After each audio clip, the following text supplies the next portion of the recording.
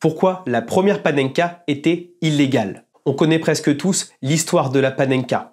Antonin Panenka, Euro 76, dernier tir au but face à Sepp Maier, il prend beaucoup d'élan et s'arrête à la fin de la course pour piquer le ballon au milieu du but avec Sepp Maier qui plonge. Et ça a donné la création de la Panenka, du nom du joueur qui l'a réalisé.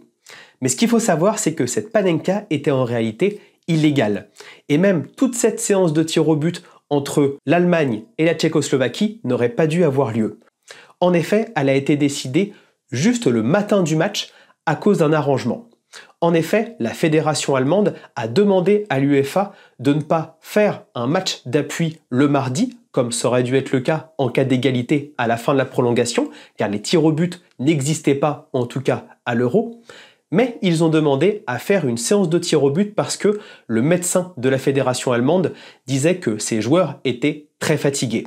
Ça a été accepté par les Tchécoslovaques qui, eux, s'entraînaient au tir au but pour s'amuser depuis le début de la compétition pour créer un petit peu de lien entre les Tchèques et les Slovaques. En effet, c'est une réunification de pays et ce tir au but, les tirs au but réunissaient toute l'équipe. Ce qu'il faut comprendre, c'est qu'à l'époque, la fédération allemande est au top, champion d'Europe en titre, champion du monde en titre 74, et des joueurs du Bayern Munich qui viennent de remporter la Ligue des Champions face à Saint-Étienne.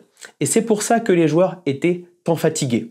Cependant, ironie de l'histoire, le médecin, le coach s'est mis d'accord avec l'UEFA, mais Franz Beckenbauer ne l'a appris qu'au début de l'échauffement.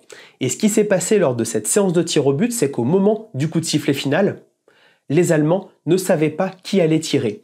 Ils ont mis plus de 10 minutes à choisir qui allait tirer face aux Tchécoslovaques. Et ce qui s'est passé, c'est que Uli Hoeneß, le quatrième frappeur, frappe sur la barre et Antonin Panenka tire pour la Tchécoslovaquie et remporte la séance de tir au but. Sepp Maier devait être le 5e tireur. Donc si un jour, lors d'un tournoi de jeunes ou un tournoi de six, vous vous plaignez qu'une règle change sur la durée des matchs ou alors les séances de tir au but, dites-vous que à l'Euro 76, c'était déjà le cas, même à ce niveau.